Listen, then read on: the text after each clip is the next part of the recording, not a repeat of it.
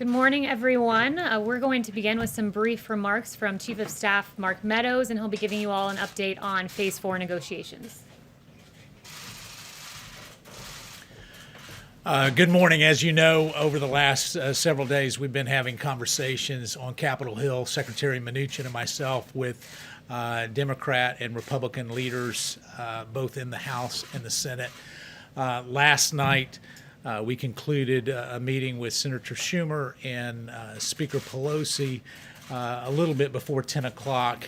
And at the president's direction, we have made no less than 4 different offers to Democrats on Capitol Hill on how we can make sure that the enhanced unemployment that is set to expire today, along with eviction protection that is set to expire as well, is protected. And those 4 different offers have been actually rejected. But more importantly than that, they've not even been countered with a proposal. So the Democrats are certainly willing today to allow some of the American citizens who are struggling the most under this pandemic to go unprotected. And the president has been very clear for us to be aggressive and forward-leaning to make sure that they get protected. And yet what we're seeing is politics as usual from Democrats up on Capitol Hill. It surprises me that when we talk about compassion and caring about those that truly are in need, that a temporary solution to make sure that unemployment, enhanced unemployment continues, has been rejected not once but multiple times. The Democrats believe that they have all the cards on their side, and they're willing to play those cards at the expense of those that are hurting. And we'll continue on with additional discussions today with Senator Schumer and Speaker Pelosi, perhaps an in-person meeting tomorrow on Capitol Hill as we stay engaged. But I'm disappointed in what we've experienced over the last 3 days, and I want to stress that the Democrats have made 0 offers over the last 3 days, 0. And so in a spirit of compromise, the president has sent us back not once, not twice, but 3 different times to try to find some common ground. And what we found from our Democrat negotiators is that they are bumping the price higher than the very bill that they passed out of the House several weeks ago. And to give you a particular example of that is in their HEROES bill, they have $100 billion for schools. We matched that offer and actually put forth a proposal for $105 billion for schools for K through 12 and higher institutions. And yet, what did they say to that? Oh no, that was 2 months ago. We want to increase the amount of money that we send to schools to $400 billion. We're going in the wrong direction. They're going in the wrong direction because of partisan politics. It is very disappointing. And so we call on Capitol Hill to get serious about their negotiations. The president is serious about the negotiations. We're willing to engage. As you know, Leader McConnell yesterday put forth a 1-week extension at the current levels for enhanced unemployment. And what did we see? Senator Schumer objected to that. So there's no clearer message that the American people should receive other than the fact that the Democrats are willing to play politics at a critical time in our nation's very dire circumstances as we deal with this pandemic. So I wanted to give you that brief update so that you could have it straight from the negotiations as they've happened over the last 3 days. And as we work, I'm going to turn it over to the press secretary, and I think she's prepared to answer all the questions. liability insurance? Is that a red line for you guys? McConnell said it was. Thank you, guys. I think she'll address that. I'll take your questions in just a moment. The chief has to run to a meeting. But earlier this week, I just wanted to start off with an overview of what we've been doing on COVID. President Trump visited the great state of North Carolina to highlight the important work being done as part of Operation Warp Speed. And thanks to President Trump's leadership, the Trump administration has made substantial investments, including investing in multiple vaccine candidates, with several entering phase 3 clinical trials, including AstraZeneca, Moderna, and Pfizer, providing financial infrastructure for mass manufacturing of potential vaccines, guaranteeing doses of a vaccine will be available for distribution shortly after approval. The race for a coronavirus vaccine is truly moving at warp speed under President Trump. In addition, President Trump is leading on therapeutics. Over 140 clinical trials are now underway. Remdesivir, dexamethasone, convalescent plasma, and monoclonal antibody treatments. Yesterday, President Trump visited the American Red Cross headquarters to hold a roundtable on donating plasma. This initiative will empower Americans to help their fellow Americans in battling the virus. These critical investments in a coronavirus vaccine are due to the fact that we have a businessman in the White House. And according to the Wall Street Journal, quote, Democrats blame the U.S. case surge on inadequate testing and contact tracing, but the U.S. has averaged 2 to 3 times more tests per capita than most European and Asian countries. Indeed, we've done more than 59 million tests, with India at number 2 with just about 14 million tests, so quite a difference there.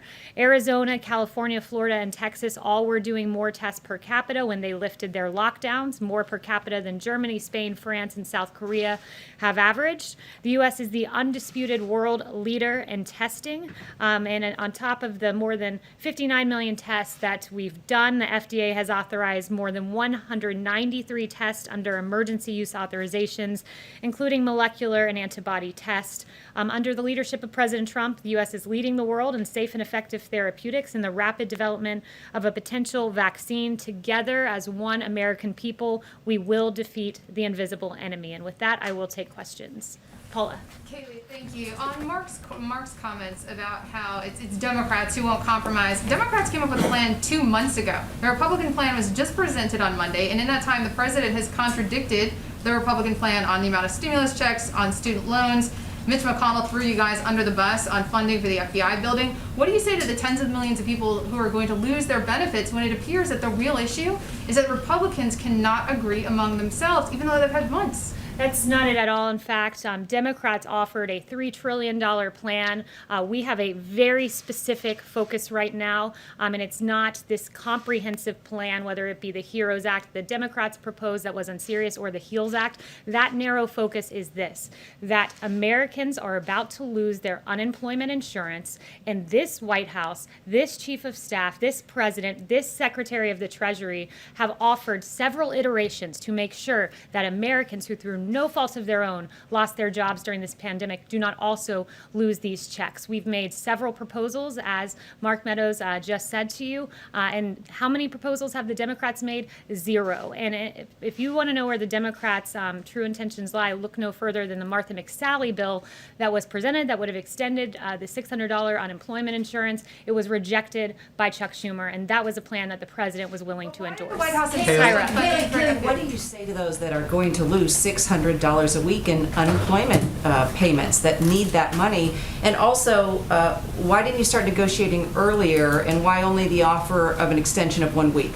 Well, what I would say to them is that this is unacceptable, that the Democrats have been fundamentally unserious. And you just heard the Chief of Staff say a great example of that is they had this massive $3 trillion bill that called for $100 billion in school funding. We then gave $105 billion, which then was deemed insufficient. So if Democrats were interested in extending unemployment insurance and helping the American people, they would have endorsed the Martha McSally bill and extended this by a week to give us time as we try to extend this in perpetuity while we also focus on evictions as well. What do you say to those Americans that are about to lose $600 a week? That they need to be calling the offices of Chuck Schumer and Nancy Pelosi and say, get to work and stop engaging in politics on the backs of hardworking Americans who deserve these checks, who lost their jobs through no fault of their own. Are you willing to pass on the liability protection? That's a question for Mitch McConnell. He said that that's going to be a part of any bill, but that's Mitch McConnell's, that's his priority. This president is very keenly focused on unemployment insurance, and the Martha McSally bill is a great example of what Democrats are focused on. Yes. Kayleigh, if the president is so worried about how long it'll take to count ballots in the election, then why isn't the president and this White House doing everything it can to secure more funding for staffing and other resources to make sure that we can have a safe and proper election? Look, what this White House is focused on is making sure that our election is not riddled with voting fraud and that the timetable is not hung up here. There are several lawsuits that the campaign is engaged on, and I would point you to the campaign for specifics That doesn't answer my question, though. My question is, what is the White House doing to get more resources for funding and staff to make sure, as the president says, that it will be a secure and safe election? Well, as you know, Peter, states run their elections, and it is up to states to And make they're sure that asking they for more have the money. capacity. But what this White House is focused on is ensuring that what Jeffrey Toobin has said over at the New Yorker, CNN contributor, notably, New York's primary vote count chaos signals trouble for November. And as he noted, you want to talk about the president, but Jeffrey Toobin himself, Democrats control the state government of New York. They are responsible for creating the fiasco that is unfolding now, and that is certain to get worse in November. States need to get their acts together when it comes to elections. And as we see in New York, where we're 5 weeks out from that election, and in fact, we still don't know the outcome of a congressional race, and that is certainly not what we want to see. And I'm asking in you about November. the president. You said, Yes, you asked why I was Darlene. asking about the president. I'm asking about the president because you work for the president. I guess Yes. the question is Oh, more yeah. specific. Thank you, Kayleigh. So the president's meeting this morning in a few minutes with the National Association of Police Organizations. In 2008, 2012, they supported Barack Obama and Joe Biden. In 2016, they didn't support either candidate. And now in 2020, they're endorsing President Trump. To what does the White House attribute this change in support? Well, it's clearly a change in the Democrat Party, Jen. When you look at the polling on defunding the police, ABC News, Ipsos poll, 64% oppose defunding the police. Huffington Post, 57% oppose. Rasmussen, 59% oppose. But make no mistakes, Democrats want to defund our law enforcement. It comes at a time where 64% of Americans say they are concerned that growing criticism of America's police will lead to a shortage of police officers and reduce public safety in the community where they live. The American people have seen very clearly where the Democrat Party of today stands. It's at an unacceptable place, and I think that this administration has shown great respect for our law enforcement, who every day are out there defending and protecting our streets in Democrat-run cities that have turned abundantly chaotic because of their lack of support and respect for law enforcement. Darlene. Can you explain why the White House did not counter with a comprehensive plan of its own? You said the White House was focused on two things, the unemployment insurance and evictions. Why not have a more comprehensive proposal to counter what the Democrats had put on the table? So I've walked through at this podium the more comprehensive plan that this White House was hoping to see, and our priorities like tax rebates, unemployment benefits, enhanced hiring and retention payroll credits, workplace tax credits, restaurant donations, and others. Those are all part of the HEALS Act. So there is a comprehensive plan that was put forward by Republicans on the Hill with several White House priorities in it. But right now, at this day, at this moment, our focus is making sure that Americans who have lost their jobs get their paychecks. It's why, as you heard the Chief of Staff say, we've made 4 proposals. Democrats have made precisely 0. Jen. About the nomination of General Tata, is the White House still behind that? The president still supports General Tata. Yes. Kayleigh, so is there anything that you agree with on the Democrats after all these negotiations? Are there any points of unity so far? Well, look, they've presented 0 plans. So we've presented 4, they've presented 0. So do we agree with them? It seems that they don't agree with us. The White House supports unemployment insurance benefits. The White House supports ensuring Americans don't get evicted. But what do the Democrats support? What do they stand for? So far, they've offered 0, nothing, except rejecting Martha McSally's bill to ensure that those who are receiving those checks continue receiving them. Is there an upper limit, Yes. upper limit, Kayleigh, for the amount that you're willing to go to? Has the White House decided on some sort of a cap for how much you're willing to spend this round? Not that I'm aware of. The president has said, he wants to make sure money gets to the American people. Yes. The Trump administration wants $377 million in the coronavirus relief bill for the the long-delayed modernization of the West Wing. How is that a priority in terms of the coronavirus pandemic? You guys talked about priorities. You had the FBI bill, which doesn't seem to have much support from Capitol Hill as well. So two things, and I'm glad you asked that because I do want to give you some details about those two items in particular. When it comes to the FBI building, this has been a long discussed issue. I would note that the 3 previous COVID bills that have been passed had plenty of other things in them that were not related to COVID. One of those examples is the Harbor Maintenance Trust Fund.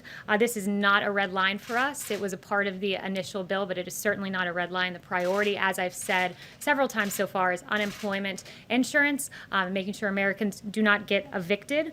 And then as it pertains to White House renovations, many of those pertain to safety protocols, filtration systems, enhanced communication ability, and needs that we saw that were highlighted during the pandemic. But make no mistake, a $377 million proposal will not stand in the way of ensuring that the American people get their checks. That is the priority, ensuring that Americans do not get evicted. That is our number 1, number 2 goals. Yes. Thank you, Kayleigh. I just wanted to confirm reports that Mark Meadows actually made an offer to extend unemployment insurance by 4 months. I haven't spoken to him on that precise proposal, but as he's mentioned, there were 4 that were made. Maybe a follow-up question then. I want to change gears and talk to you about Twitter.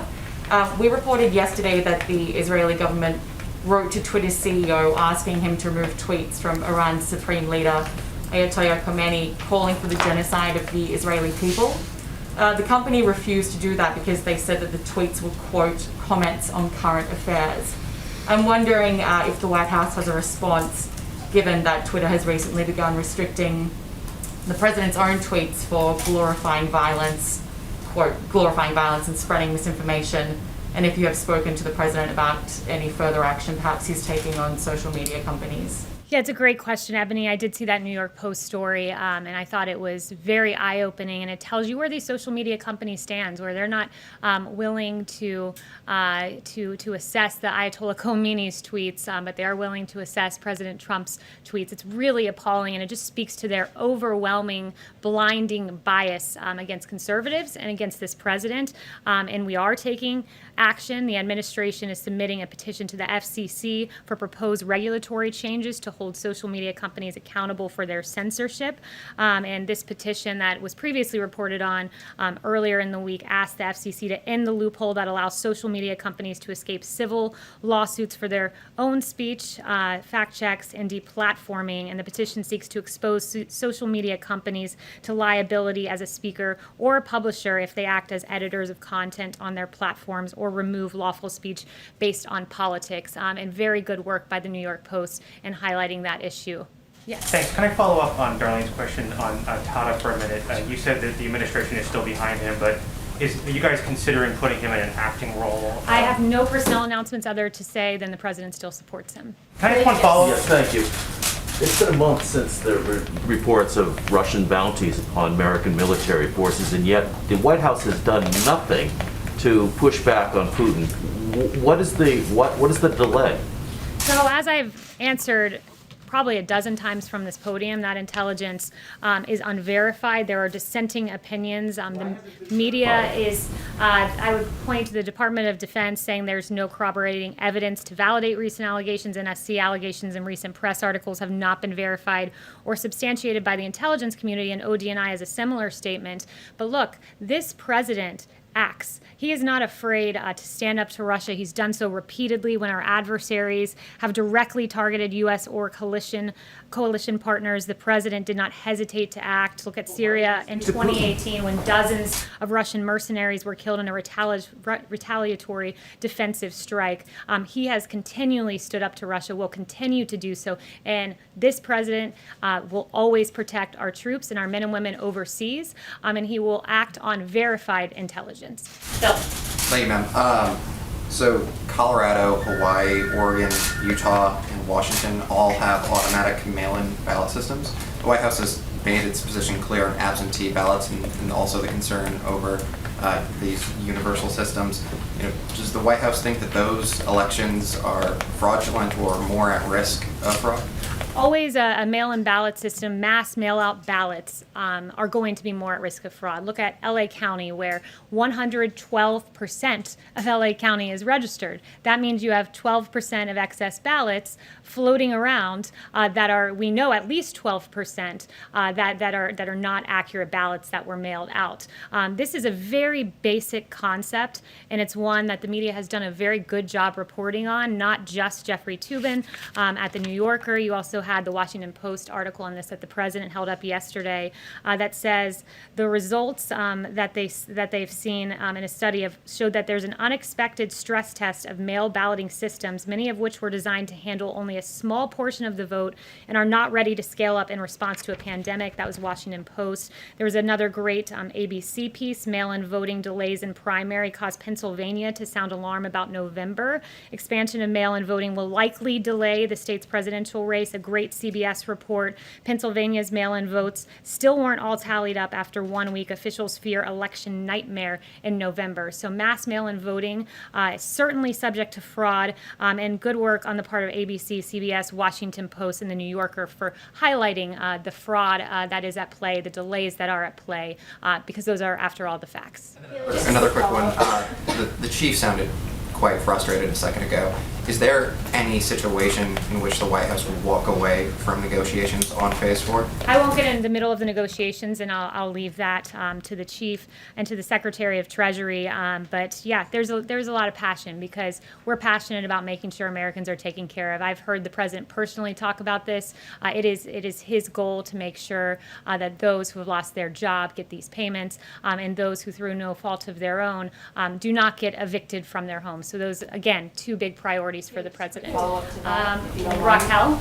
Yes, thank you, Kayleigh, so much. I have two questions. One, you were here saying that how well the administration is doing is responding to the pandemic, but the facts don't show that, and Americans are struggling and scared. What do you tell them, the American people? So the one thing I would say is the president's made clear that we're at a place where we want all Americans to make sure that they socially distance and that they make sure they engage in mitigation tactics. And the president's been clear on that. But one of the things I think, as when you look at the United States response, you look at the fact that we were supposed to have a ventilator shortage. In fact, we had a ventilator surplus. We were told that there's a testing shortage. Well, it turns out we've done at this point almost 60 million tests. This president led on the development of remdesivir. We just saw this week promising signs from convalescent plasma. Our therapeutics are advanced, I would argue the best in the world. And that's why when you look at, in particular, at the case fatality rate, which the president often talks about, you see that tells a big story. When the U.S. case fatality rate is at 3.4%, the world's is at 4% averaged, and the EU at 9.7%. That is a testament to our therapeutics. But we encourage every American to engage in mitigation efforts, and it's patriotic, as the president said, to wear a mask, especially when you can't socially distance. Hunter. Can I ask another question on the travel ban? Hunter. A travel ban. Travel ban. Yes, there is a movement growing called Love is Not Tourism. They are families and couples separate for a month because of the travel ban. Couples who couldn't be together on their childbirth, or mothers and sons, or are separated during illness. They are asking if the administration could consider a waiver in their cases. I haven't spoken to the president about those specific cases, but this president will always put America first. This president put in place the travel bans to protect American lives, and they've done that. Dr. Fauci acknowledging that the travel bans have saved American lives, and that is our goal at this moment. Hunter. Thank you, Kayleigh. Two quick questions for you. Herman Cain passed away yesterday, and obviously he had tested positive for COVID 9 days after attending the president's rally in Tulsa. Officials there have connected the rally to a spike in cases. Is there any concern that Herman Cain may have contracted coronavirus at the president's rally? And is the task force doing any follow-up to track other potential cases from that event? Look, Herman Cain is the absolute embodiment of the American dream. We are grieved and we are very saddened by his passing. He was raised in Atlanta, Georgia, on a small farm. He left with just the clothes on his back. His mother was a housekeeper, and he rose to be an extremely successful businessman and someone who was who contended for the nomination of our party. And I would refer you to a post on Herman Cain's website, and he says, "I realize," or his website rather, "I realize people will speculate about the Tulsa rally, but Herman did a lot of traveling the past week. I don't think there's any way to trace this to one specific contact that caused the infection. We'll never know." So that, and I will not politicize Herman Cain's passing, and I would just note the great contributions he's made to our society. We'll always remember him, and his legacy will stand. And then just a follow-up on another point. Obviously, the president's tweet yesterday seemed to float the idea of delaying the election. He later said, he supports no date change whatsoever.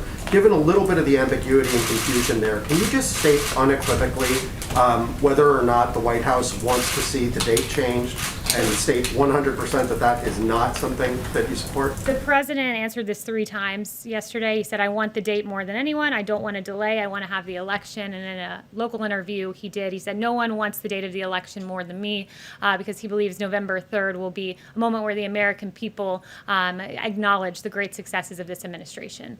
Yes. Okay, thank you. Does the president support the Chinese-backed Hong Kong government in delaying their elections? Yeah, so I do have an answer for you on the Hong Kong elections.